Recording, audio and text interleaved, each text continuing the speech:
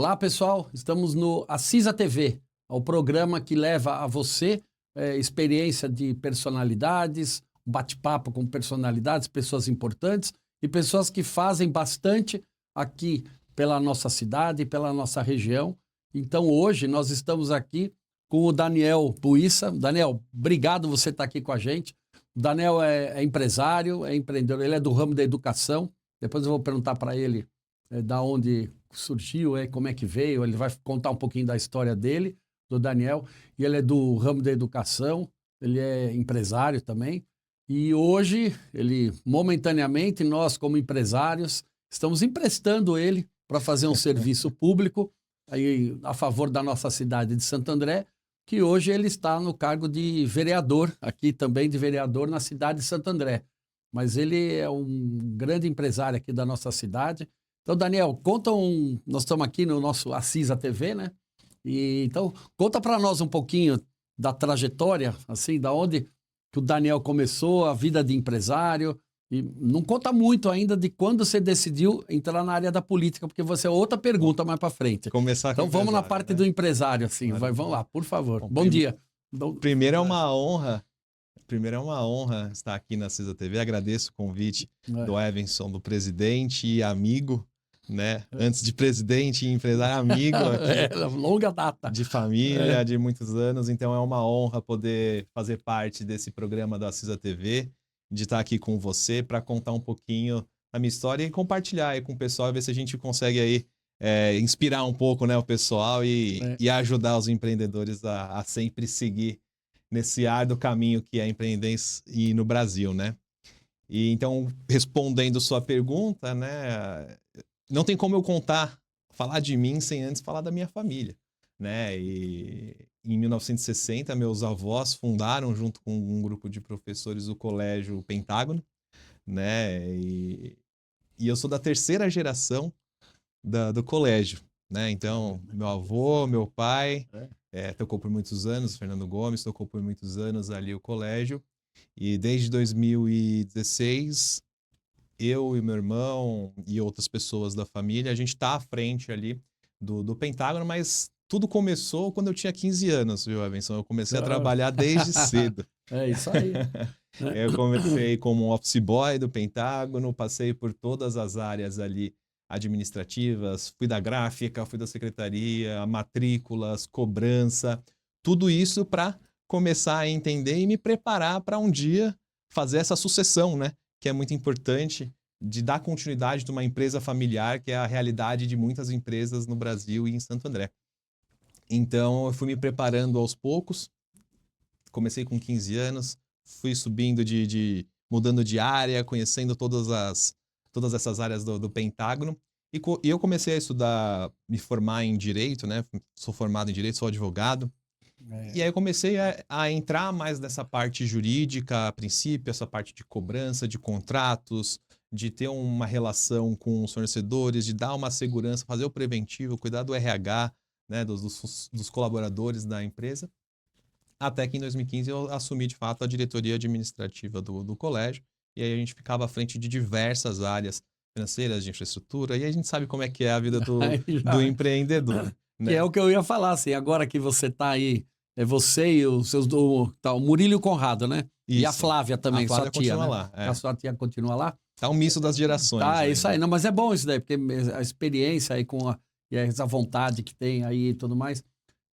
Como é que você vê nesse momento aí que você tá, os grandes obstáculos, né, que você vê do dia a dia e até burocráticos que o empresário hoje em dia tem pela frente para tocar até o dia a dia, né? Não tô nem falando eu vou fazer uma coisa completamente diferente, então tem uma burocracia específica. Eu tô falando mais a coisa do dia a dia mesmo. Como é que você vê isso daí? Não, é muito complicado, né? Hoje essa burocracia que o nosso país exige, ela atrapalha muito.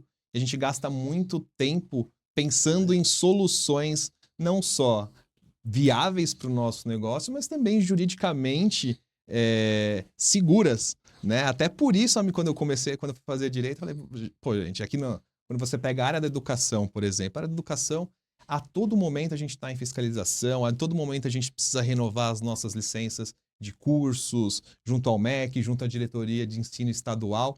Então, a gente gasta muito tempo cumprindo essas burocracias aqui, e isso tira o tempo da gente produzir, da gente pensar e transforma tudo em custo, em dinheiro, em falta de investimento. Então, há uma dificuldade grande do empreendedor relacionada à burocracia aqui no nosso país.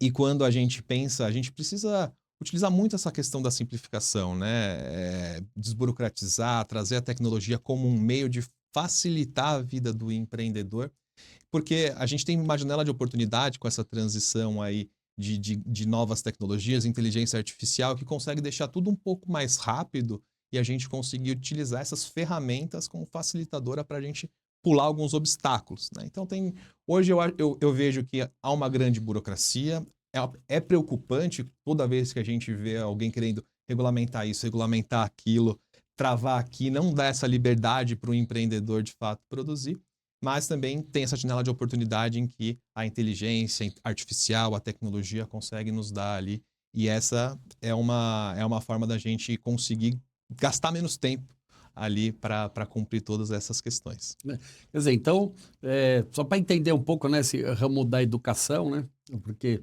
a gente tem com os empresários e tudo mais, o meu ramo não é educação, mas eu decido fabricar uma mesa, eu simplesmente vou lá, falo para o meu engenheiro, para o meu técnico, ó, vamos desenhar a mesa aí, vamos fazer a mesa, vai, fabrica, vai, solda, corta, vai, monta, eu montei a mesa.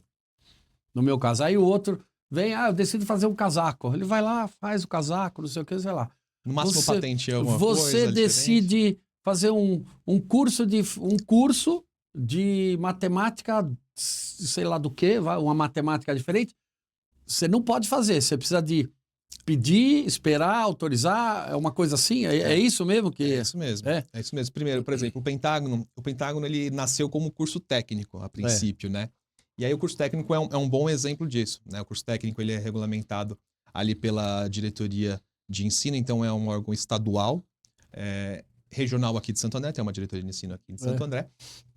Então a gente, para criar um novo curso técnico, primeiro, ele precisa estar num hall de cursos técnicos pré-definidos já pelo MEC. Se não tiver, você não pode criar. Se não tiver, não pode criar como um curso técnico, né? Você pode criar como um curso livre. Por isso que a gente vê muita dinâmica no mercado de educação voltado mais para cursos livres. Cursos livres não tem uma regulamentação específica ainda, e eu espero que continue assim, né? Mas quando a gente pega um curso técnico, que vai ter aquela graduação de tecnólogo, né? A gente precisa primeiro ter ele está num hall de cursos autorizados pelo MEC, pela diretoria de ensino. E depois disso, a gente precisa propor uma grade horária que faça sentido, cumprindo algumas exigências que cada um desses cursos na lista tem. Então, isso, quando a gente fala de inovar na área da educação, a educação fica um pouco para trás, está atrasada, a gente vê algumas pessoas comentando sobre isso. E muito vem dessa burocracia, né? Porque a gente precisa cumprir tantos requisitos, colocar tantas cargas horárias que engessa o curso, que às vezes não sobra tempo disponível, hábil, para colocar algumas outras matérias. Então, sempre é legal a gente deixar também o curso bem modularizado, fazer uma forma como a gente consiga personalizar isso para o estudante, é isso que a gente faz um pouco lá no Pentágono, mas também deixar livre caminhos de escolhas para ele optar por aquela matéria eletiva aqui, aquela matéria eletiva ali, para que ele também faça de acordo com a necessidade dele, com o que ele espera e que o mercado também quer, né? Quer dizer, então, se eu quiser um curso que vale como escola mesmo, né? Que vale como nota, vale como diploma lá para você ir fazer uma faculdade, ou para você, como a gente fala, né? Passar de ano, né? Sim. E tudo mais, tem uma relação do governo no Ministério da Educação que vai lá. Mas hoje em dia o negócio é o seguinte, a velocidade está muito grande, né? O governo tem essa velocidade para imaginar que precisa ter um curso reconhecido. Por exemplo, hoje está se falando muito da inteligência artificial, essa parte de redes sociais, de informática, não sei o que. Tem vários cursos lá do governo. Ou está engessado, não tem quase nada que permite. Porque você fazer curso livre, é o que você disse, é curso livre, né? Ele vale para você aprender, mas não vale como uma pontuação numa escola, num curso ou outro, alguma coisa assim, é isso? Nos cursos técnicos, sim. A gente pode fazer algumas propostas e eles conseguem incluir depois, mas tem toda uma questão burocrática, tem todo um rito, e a questão do poder público demora muito mais do que a iniciativa privada. Então, até isso começar a andar, você já perdeu um ano, perdeu um semestre, né? Isso relacionado a cursos técnicos. No ensino superior, ainda dá para fazer algumas questões, mas também você precisa de uma autorização do MEC, vem uma comissão visitar a escola, entender, conhecer os professores, ver, tem necessidade de professores com diversas graduações, tantos precisam ter mestrado, outros doutorado, outros podem ter só o ensino superior. Então, tem uma série de requisitos que precisam ser preenchidos para que você consiga ter uma autorização para poder oferecer aquele curso. Então, a gente vê, Tá bom, quando a gente né? fala de burocracia, a gente vê como que é engessado. Você vê, cada segmento tem a sua burocracia, né? Quer dizer, mas eu acho que esse segmento da educação tá certo que é um tema extremamente importante e a gente sabe que, né, com um país crescer, um país ser forte, um país ser melhor, a educação é a base para tudo. Sim. Então não dá para ficar... Eu sei que não dá para ficar fazendo de qualquer coisa aí, porque você está mexendo com educação e formação das pessoas, mas é saber... E aí, como é que vocês, nesse dia a dia, pela agilidade dos negócios hoje, como é que vocês conseguem lidar com essa burocracia para fazer?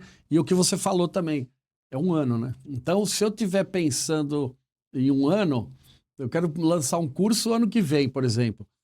Eu tenho que começar em... O quê? Mais que um ano antes, porque é um ano para fazer, para lançar. Então, como é que funciona isso daí? É mais ou menos isso. Você precisa ter um ano antes de planejamento, de cumprir esse requisito. Então, você tem que ter uma equipe especializada só nessa área. Prestar algum tipo de consultoria, alguma parte que atenda esses requisitos legais que a educação tem. E aí a gente divide, né? A gente aumenta a nossa equipe.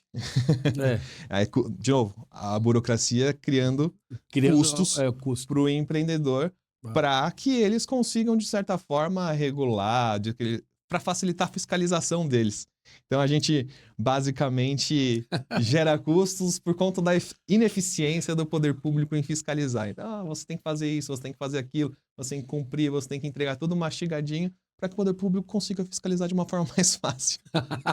E isso demanda esse tempo. A gente precisa ter um planejamento anterior, e aí a gente tem que contar com a aprovação, porque também pode haver reprovação, e aí se reprova, se pede alguns ajustes, a gente pode perder mais um ano de ofertar aquele curso.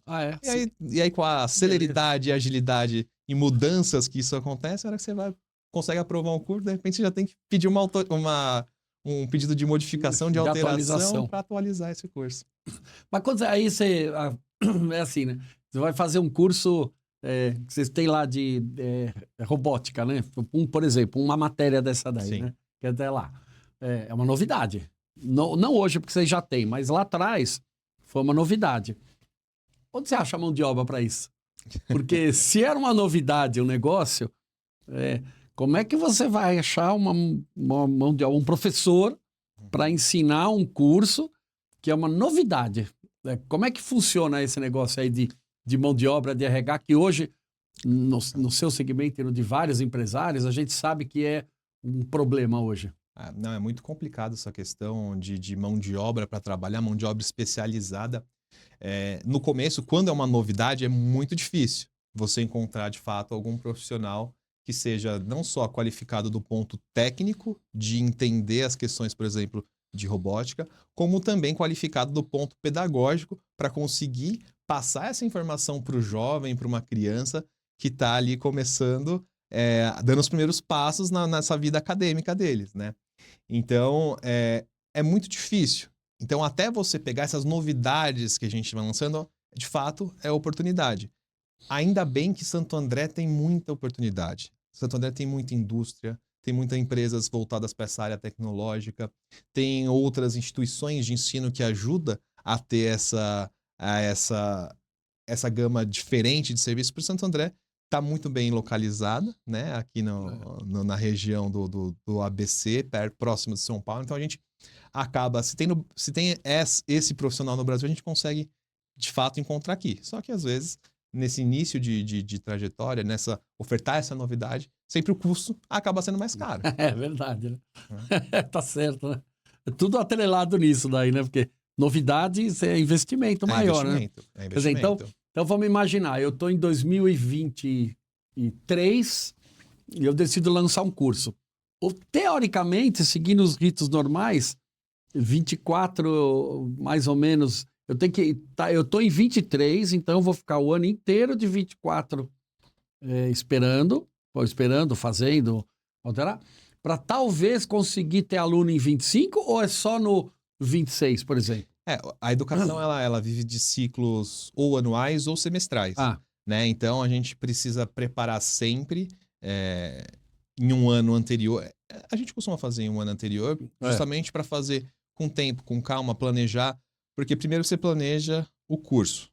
Aí você conseguiu montar o curso. Aí você passa protocolo lá para pedir essa autorização. Aí vem a comissão, analisa, tal, aprova, pede alteração ou reprova. E aí também você tem que planejar a campanha de matrículas.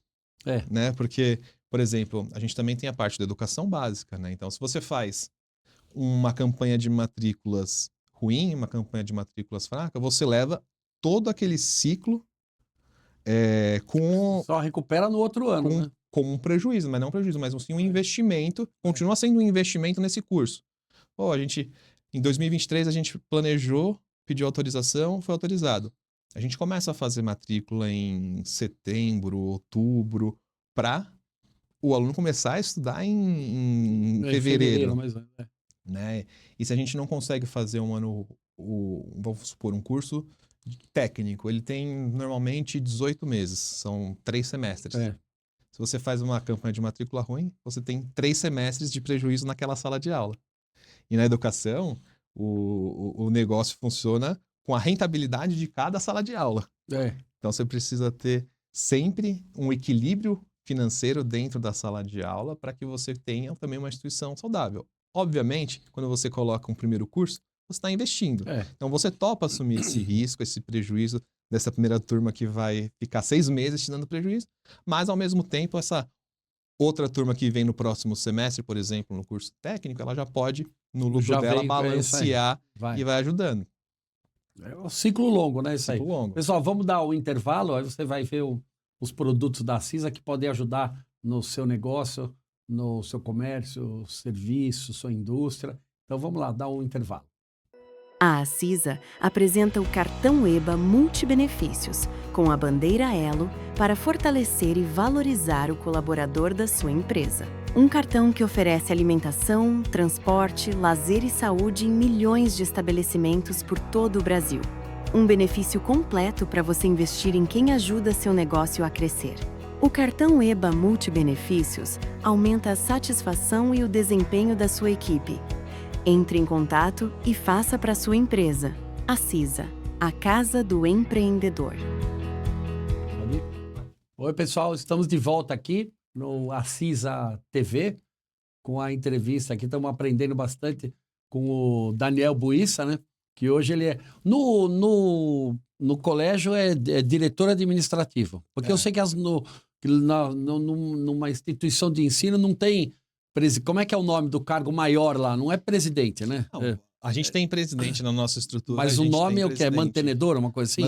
Mantenedor, né? Então, normalmente na educação usa-se o termo mantenedor. E o cargo, mais assim, você fala que é diretor administrativo. É diretor administrativo mesmo ou tem outras nomenclaturas? Igual mantenedor, ou na escola é diferente? A gente usa como diretor administrativo, né? Muitas vezes o pessoal fala escola... A escola não é nenhuma empresa, a escola é ali para o pessoal estudar. Só tem professor, mas lá, tem né? toda uma parte administrativa que dá o suporte para esse professor entrar em sala de aula e ter a tranquilidade de passar.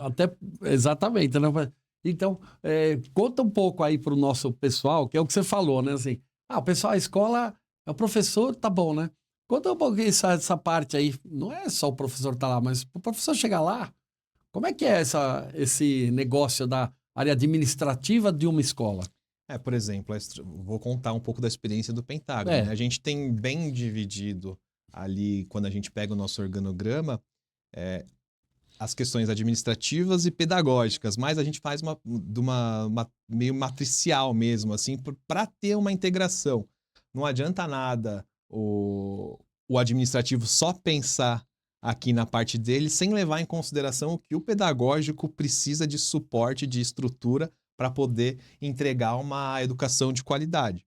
Né? Mas a gente usa essas nomenclaturas comuns, né? Diretor administrativo, diretor financeiro, nessa área administrativa, então tem coordenador, tem gerente, tem de tudo. E já na parte pedagógica, a gente usa também essa questão de diretoria pedagógica, diretoria de apoio à comunidade, que faz essa parte de inclusão, de atendimentos às famílias, aos alunos e até aos professores, orientação pedagógica. Então, muda um pouquinho o coordenador, né? A famosa figura do coordenador de escola. Então, tem umas nomenclaturas que são mais diferentes voltado para a área, para esse lado pedagógico, mas a parte estrutura administrativa é comum de uma empresa tradicional, né? Também é igualzinho, quer dizer, não tem nada muito diferente, assim, porque é o que você falou, né? Você vai lá na escola, o pessoal, a gente como pai, né? O pai de escola fala, a gente paga a mensalidade, tá lá o aluno, lá o professor, né? Mas não, mas tem Só que... o professor dando na aula. Mas tem que ter alguém lá para arrumar arrumar o quadro negro lá, né? Que tem que deixar...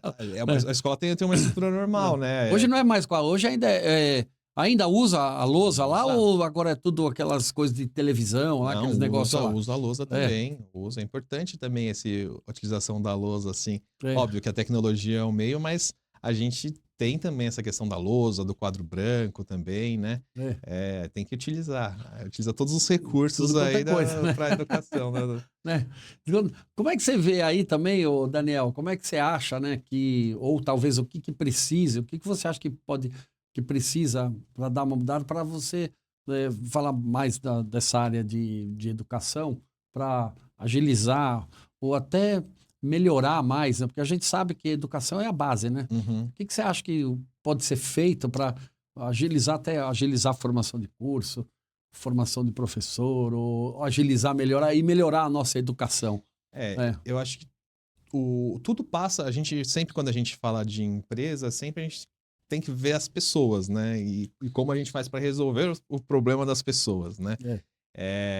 E para dar uma educação de maior qualidade, também começa por aí, né? A gente tem que olhar para o profissional que está dentro da sala de aula, que ele tenha a qualidade de ensino, porque hoje o mercado de educação, aí já falando de ensino superior, para dar a formação, hoje tá um pouco complicado.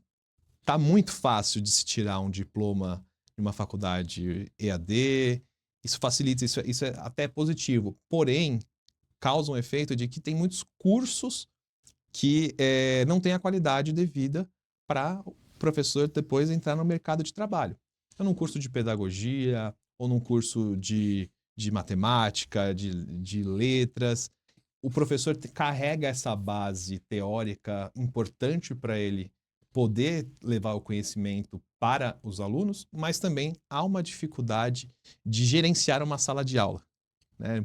Pouco se fala de como passar assim os métodos pedagógicos para você passar ali para os estudantes, você ter um domínio sobre os alunos, mas sem ser aquele professor chato, né? Aquele professor que é muito rígido, né? E cada vez mais isso é uma dificuldade, porque as crianças, os jovens estão cada vez mais agitados. A gente vê essa questão do celular, da restrição do uso do celular dentro das escolas. Essa restrição do celular, você como educador, né? Eu falo assim, você acha isso bom, ruim? Ou pelas regras, aí você não pode nem comentar. Não, claro que posso. Na verdade, assim, eu não sou muito fã de proibição de utilização, de limitação, né? Mas o celular não foi em si proibido, né? Quando a gente fala na proibição, parece um negócio muito forte. Não pode usar o celular, não pode levar o celular. Na verdade, o celular ele pode ser utilizado desde que seja para fins pedagógicos, sob a orientação de um professor, sob a orientação de um profissional. Então, assim, por isso que eu chamei de limitação no começo, né? É limitar o acesso a coisas que não interessam dentro da sala de aula, que é rede social, que é WhatsApp, que é videozinho, YouTube. Não, você quer usar o celular? Você vai poder, desde que o professor oriente, desde que o professor guie o estudante, né? Mudou muito essa questão, né? Relação professor-estudante com essa vinda da tecnologia, com esse boom de informações. Cada vez mais, os jovens têm mais informação na palma da mão. Ao mesmo tempo, antigamente, o professor era o detentor da informação, do conteúdo. O que ele falava era lei, era aquilo. Era aquilo, é. Hoje, um professor que está na sala de aula e fala, o aluno pega o celular, mas aqui está dizendo isso, mas contestando o professor, mas qual é a fonte daquilo? Então, o professor, para utilizar o celular, ele precisa instruir com fontes seguras, com, de fato, estudos relevantes, artigos científicos que, de fato, levam em consideração essas questões, para poder, sim, passar a informação de forma correta. Então, ele guia o estudante para, nesse boom de informações, ter acesso à informação correta do que é, de fato, relevante dentro de uma rede social, dentro do universo da internet. Quer dizer, quando você está falando de professor, né? Mão de obra, né? Vou falar, do professor, né? Fala assim, que nem você é advogado. Eu sou advogado também, você é advogado. Você vai lá e vai dar aula, você precisa fazer um curso para dar aula ou você é advogado, eu sou um engenheiro, eu sou um advogado, eu sou um publicitário, eu vou lá e venho você como empregador, fala, pô, esse aí é um bom publicitário, eu vou botar ele para dar aula. Ele pode dar aula porque ele é um bom publicitário ou ele tem que fazer um curso para poder dar aula? Não, ele pode dar aula como um bom publicitário, né? Assim, tem essas questões também do dom, da oratória, do jeitão, da né? fala. E acho que todo mundo já passou por isso. Pegou um professor que era extremamente gabaritado, tinha um cargo importante, na hora de dar aula, não era tão boa a aula dele. Quanto um professor que tinha um nome um pouco menos famoso, mas a aula era incrível. Né? Quando a gente pega ensino superior, acontece muito isso. Né? Então, a gente olha muito para o mercado. Quando a gente vê o ensino técnico aqui do Pentágono, é um ensino técnico justamente para criar essa mão de obra e atender a demanda aqui do grande ABC. O Pentágono surgiu para cumprir essa função. Né? Lá em 1960, a gente começou como escola técnica de química, porque o polo petroquímico estava se instalando aqui, e a gente não teria mão de obra para trabalhar. Então, a gente ia trazer um polo petroquímico, se instalar aqui no grande ABC, mas quem ia trabalhar aqui? A gente ia ter que trazer de outros lugares os profissionais. Então, e o Pentágono foi evoluindo de acordo com o que o mercado do grande ABC precisava. Então, as montadoras, mecatrônica, mecânica, eletrônica, agora mais voltado para a parte de serviços também, está muito forte aqui na região. Então, aí começa a administração, marketing, publicidade, essa parte de redes sociais, de tecnologia também, né? Da informática. A gente vai se adaptando e trazendo junto com a necessidade do grande ABC. Isso assim, mas do colégio técnico, né? E faculdade, isso. Né? Mas vocês têm na escola, vocês têm desde os piquititicos, assim, desde o infantil. Quando é que o que é infantil? Qual a idade que é? Infantil desde é 4 anos. 4 anos. Aí já vai, de 4 até o técnico, ele escolhe quando que ele pode escolher o curso técnico? O técnico ele é pós-médio, né? Então, o aluno se formou no médio, ele pode já ingressar no técnico. Antes dele ir para a faculdade, ele pode ir. Mas também no Pentágono a gente tem um curso que é muito tradicional nosso, que é o ensino médio e faz concomitante o técnico. Médio técnico. Médio.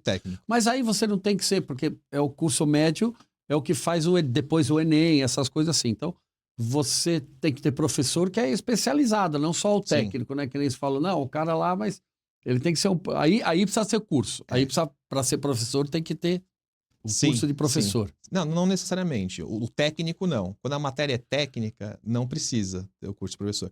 Agora, quando é do ensino básico regular. Então, por exemplo, o médio técnico. O médio técnico tem a carga horária tradicional, né? Que precisa ser cumprida com aulas de matemática, português, física, essas coisas assim. E tem uma carga horária voltada para o ensino técnico, já para o estudante sair com 17 anos pronto para ter uma profissão. Ou ter algum conhecimento em determinada área. E depois ele pode fazer uma faculdade, pode cortar um pouquinho do tempo das faculdades, eliminando algumas matérias, ou mesmo ajudando a ele entrar já com algum conhecimento, alguma bagagem, sai na frente dos outros estudantes da mesma sala de aula, e aí a gente sabe que o mercado de trabalho é concorrido. Então já sai na frente também para o mercado de trabalho. Então, no curso técnico, quando você pega assim, o ensino básico, aí precisa ter aqueles cursos tradicionais dos professores. Aí precisa ser professor mesmo, formado na faculdade para ser professor, é isso aí. Aí já no curso técnico, precisa ser especialista em cada área que você vai dar a matéria. Né? Então, cada matéria ali, cada matéria voltada para o curso técnico, seja de, como eu falei, de química, de análise e desenvolvimento de sistemas, ou mesmo de mecatrônica, o professor precisa ter Precisa saber do conhecimento que tá técnico, mais do que técnica. didática. Isso. Não, Aí é o precisa que ter um você misto. falou, né? Aí vai um pouquinho do trabalho do RH, da seleção dos professores, dos coordenadores, de entender como aquele professor dá aula, né? E lá no Pentágono a gente também criou um sistema que chama Aula 10, que são 10 passos para o professor dar uma aula Vocês estão treinando ele a ser professor, né? Que seja de acordo com o que a gente acredita que é o correto. Então, são 10 passos que o professor precisa ter ali naquela para dar uma aula produtiva para os alunos, desde resgatar o que foi o conhecimento antigo, abrir parte para perguntas, desenvolver a participação dos alunos.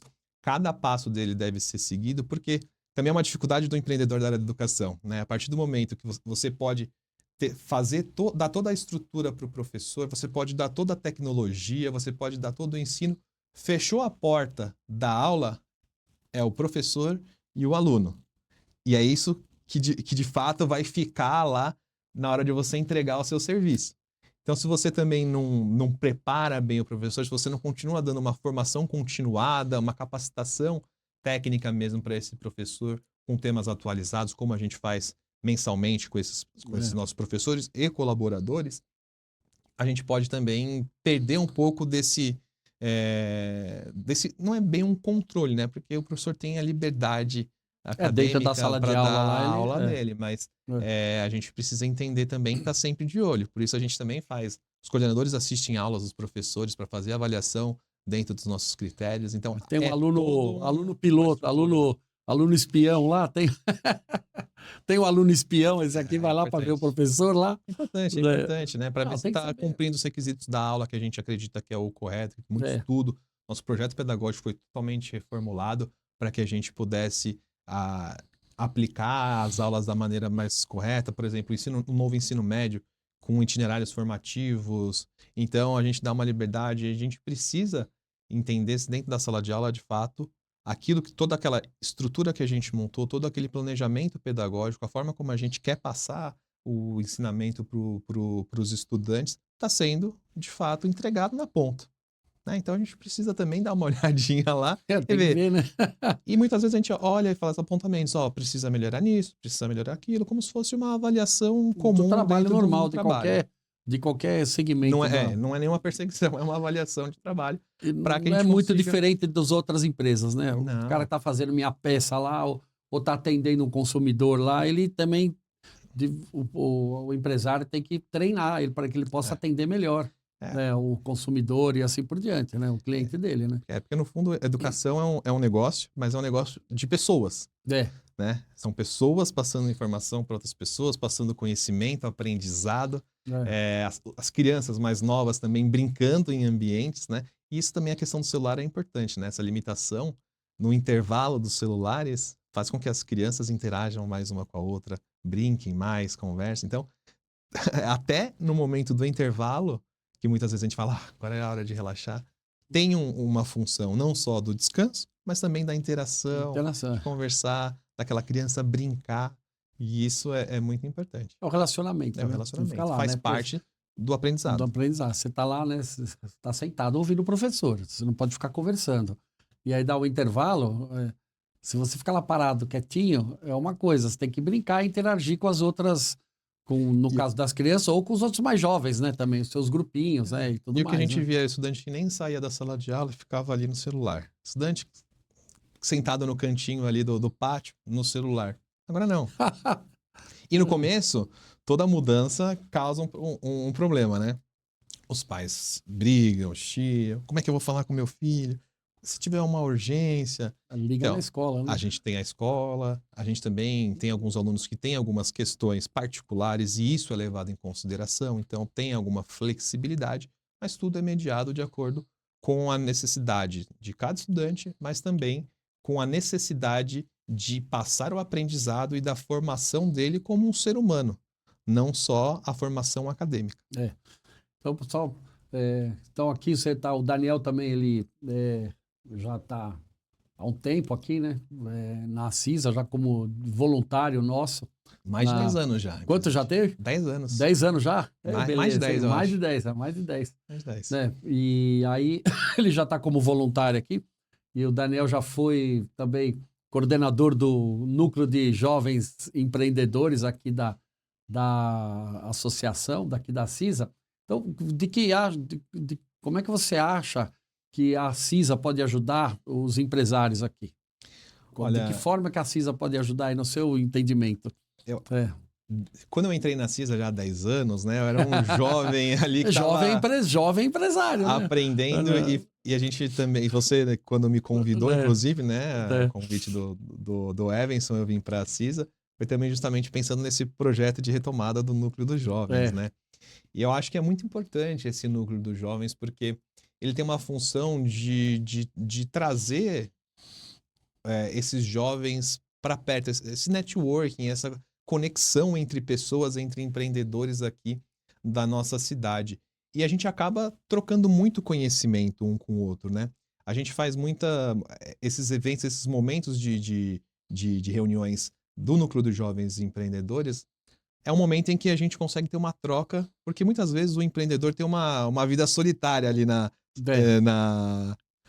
empresa deles, né? Verdade. É ele tomando a decisão, no máximo conversando com o sócio, mas no final das contas, quem toma aquela decisão é o empreendedor. Então, quando a gente tem um ambiente de discussão, de debate, de trazer os problemas que as empresas enfrentam, a gente consegue também entender como outros empreendedores solucionaram aqueles problemas, né? E aí a gente pega algumas inspirações, a gente consegue também, além dessas inspirações, dessas questões de melhorar o dia a dia, de discutir, de tomar essas decisões, também a gente conhece outras pessoas, a gente conhece fornecedores que podem ser da sua empresa, porque no final das contas, Santo André tem serviços de todos os produtos, serviços de tudo quanto é forma. Então, você não precisa sair muito de Santo André para conseguir um fornecedor de determinado lugar. Tem aqui. Então, esse momento é um momento da gente se unir, mostrar que, de fato, a gente consegue ajudar o outro, mesmo quando são concorrentes, né? Nunca inimigos, sempre concorrentes. E também nessa busca de networking, de fazer negócios produtivos para cada empresa, né? E esse momento também dos jovens, ele é muito importante, que a partir desse momento que a gente discute os problemas, que a gente traz as soluções, que a gente se une, se junta, também há a formação de lideranças, né? Como essa que está sentada aqui do meu lado. O Evanson fez parte do núcleo dos jovens, né? Dos jovens, é verdade.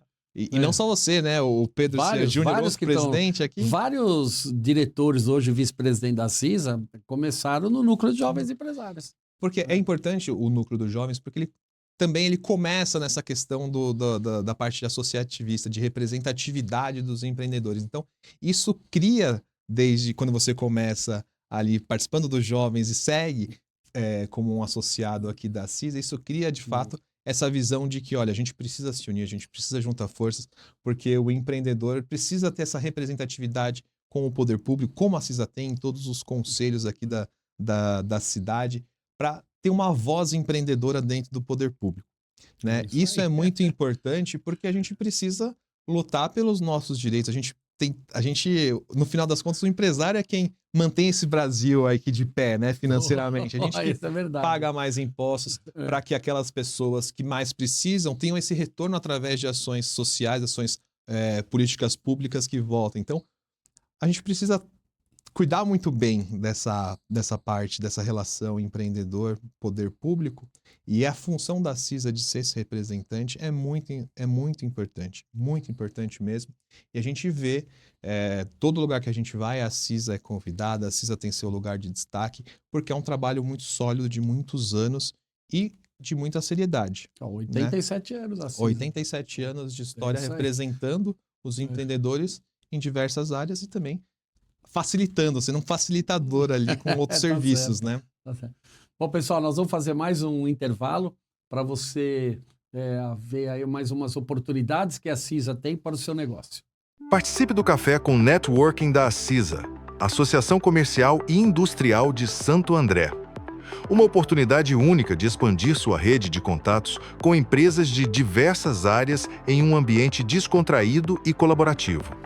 Venha trocar experiências, gerar conexões e identificar novas parcerias com empreendedores preparados para realizar grandes negócios. Um evento onde todos se apresentam para venderem seus produtos e serviços. Para participar, fale com a gente. A CISA, a Casa do Empreendedor. Olá, pessoal, estamos de volta aqui no Acisa TV, conversando, batendo papo com o Daniel Buissa, que é um empresário do segmento de educação, né? Também é diretor aqui da nossa casa, também já foi ex-coordenador um pouquinho antes no outro bloco, foi do Núcleo de Jovens Empreendedores, né?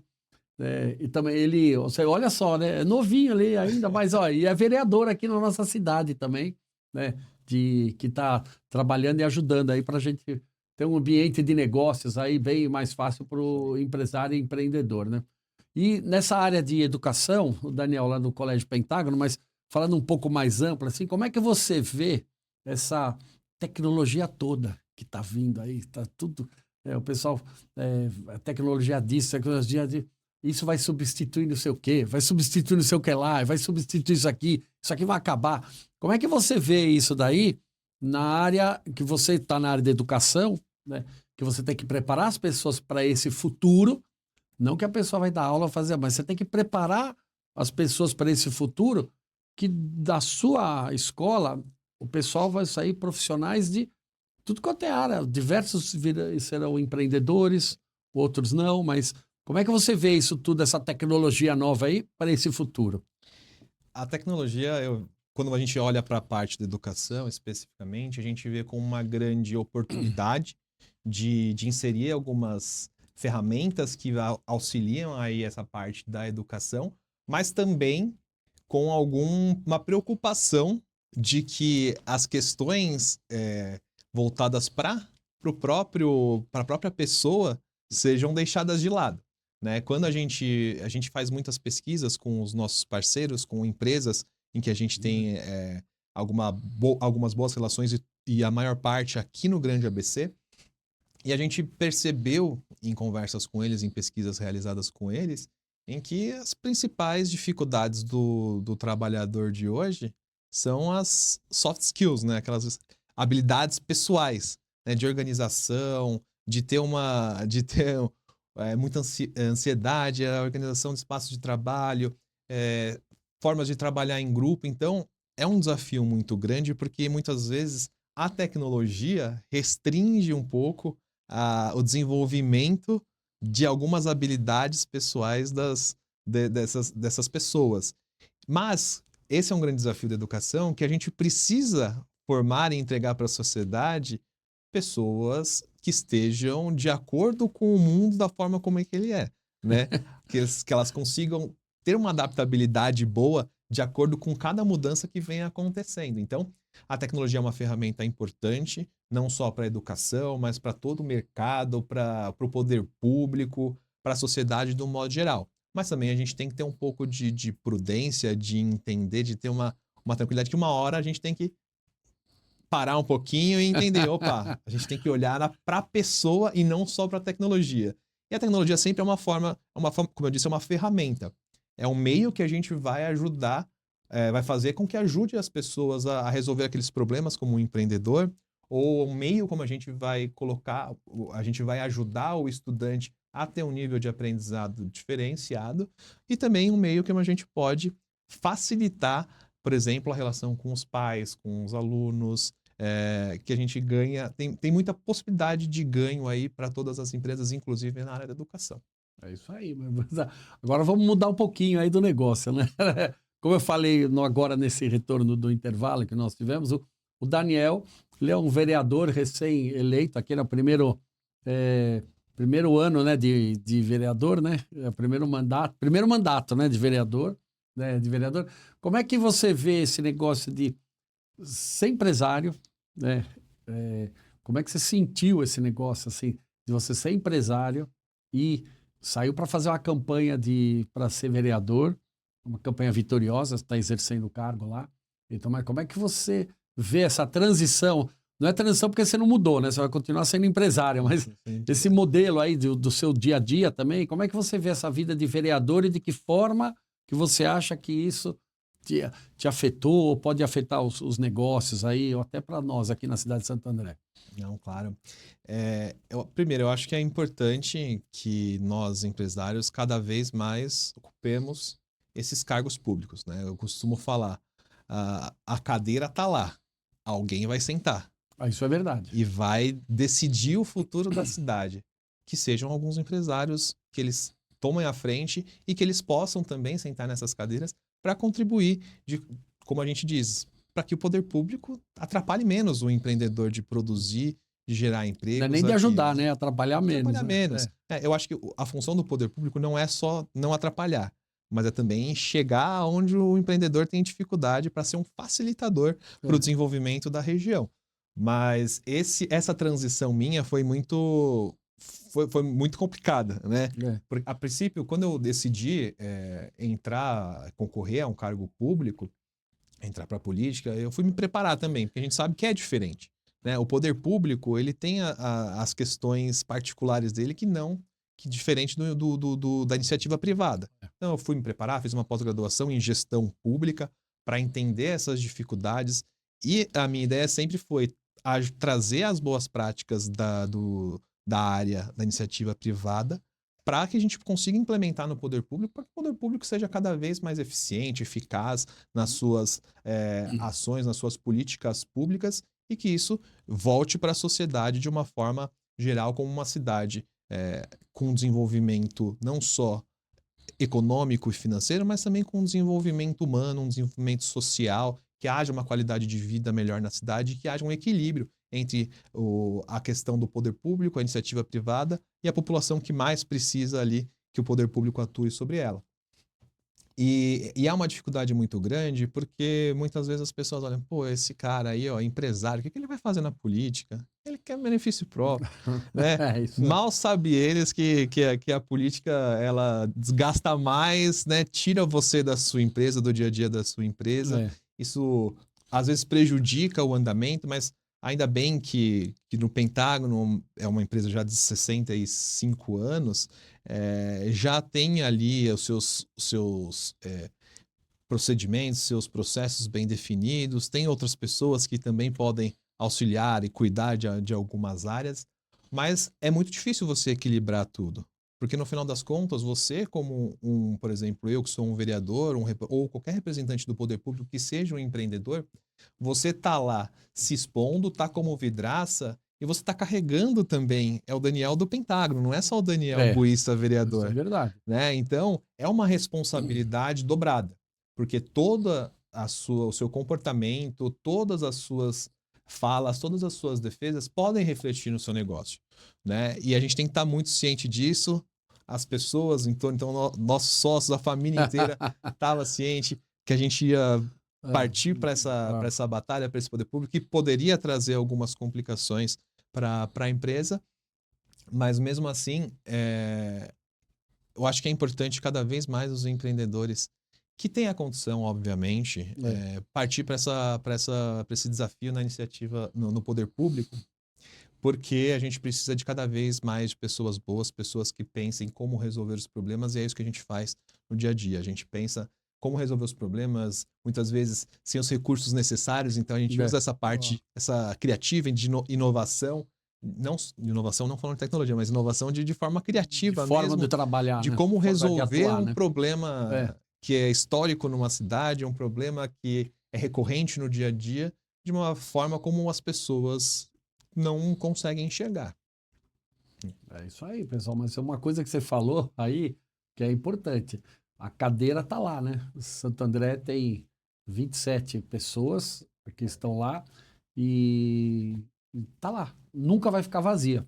Nunca vai ficar vazia. Então, você que é empresário, você que é um empreendedor e tudo mais, a parte de política, né? Tudo na realidade, né? Eu não quero saber, não. Nós temos que estar sabendo, temos que estar por dentro, porque nós temos que interferir, porque tudo é política. Tudo é política. Envolve um poder público, que seja municipal aqui, ou estadual, ou federal, mas a gente tem que saber escolher bem as pessoas que estão lá para nos representar, porque no final a conta vem. Vai vir ou uma conta boa ou uma conta ruim, mas ela vem. Não tem jeito de não vir, né? E tendo empreendedores lá, a gente consegue fazer algumas defesas do empreendedor.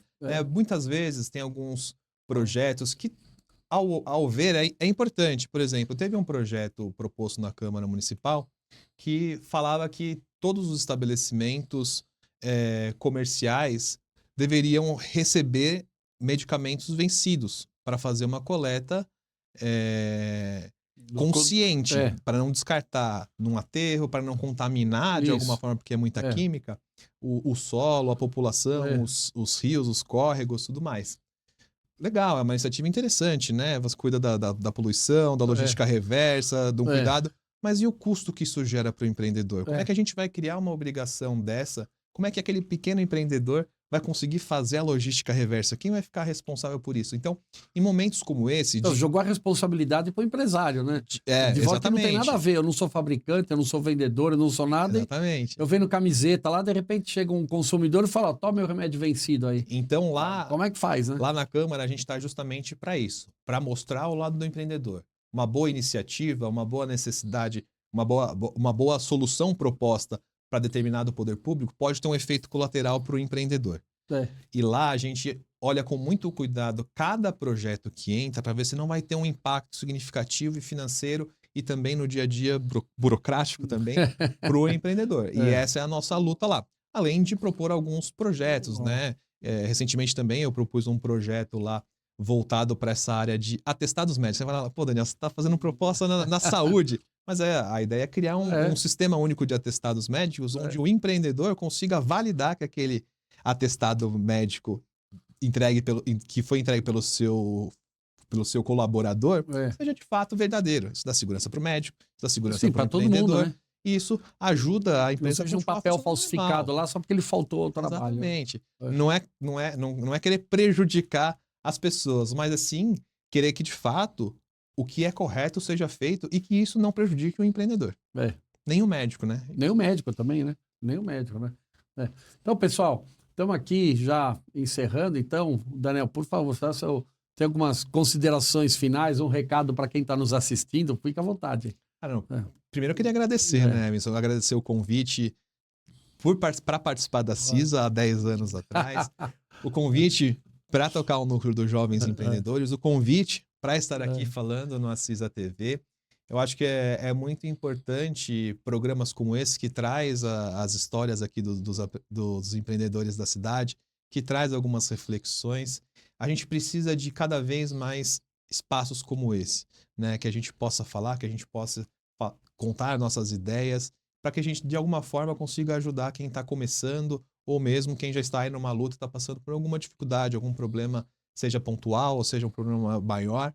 E então eu me coloco à disposição também justamente para isso, né? Como também um empreendedor aqui da CISA para contribuir com os empreendedores. Estou à disposição para trocar ideias, para tomar um café, para a gente pensar junto aí em como a gente pode ajudar os empreendedores da cidade. E também como um vereador, para que a gente possa também olhar para o empreendedor, olhar para o poder público para facilitar essa vida nossa, mas não para o benefício próprio, mas sim para a gente conseguir produzir, né? Para a gente conseguir gerar mais emprego, para que a gente consiga gerar mais impostos para a cidade, para que a prefeitura consiga, com as suas ações, atingir, de fato, quem precisa. E é o empresário quem vai ajudar e quem vai alavancar o desenvolvimento da cidade. É isso aí.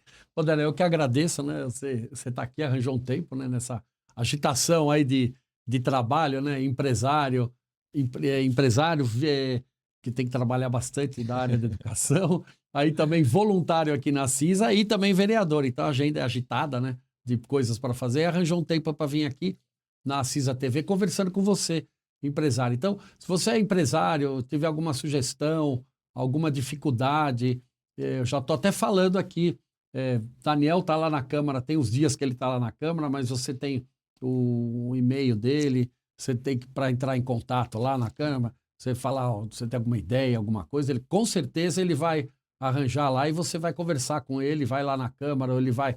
Eu sei que você está indo visitar vários comércios, aí eu vejo pela a rede social, né, que fala, né? Eu vejo pela rede social que você vai visitar, de repente ele vai visitar o seu comércio para bater um papo com você, então entre em contato com com o Daniel aí, que ele pode, você tem alguma ideia para a cidade, ele pode ser o meio do caminho aí para você poder, a sua ideia poder alavancar e sair. Posso deixar meu Instagram aqui? Deixa aí a internet então, aí, né? Entra em contato no meu Instagram, no Facebook, é @Daniel Buissa, com 2 S's. E lá a gente pode bater uma ideia pelo direct. Lá também tem nosso canal de WhatsApp. Fique à vontade para nos procurar. A gente vai até você, vai visitar a sua empresa, seu comércio. É isso aí. Obrigado a você que está assistindo. Mas se você... Um pouquinho antes, o Daniel falou que eu convidei ele para isso, convidei ele para aquilo, mas eu não vi ele me convidar para o chopp ainda, para cervejinha. Então já está aqui na televisão para ver. Ele está devendo o convite da cervejinha. E obrigado, Daniel, você está aqui. Obrigado você que nos assistiu e até o próximo Acisa TV aí com outros empresários e levando muita informação e conhecimento para você.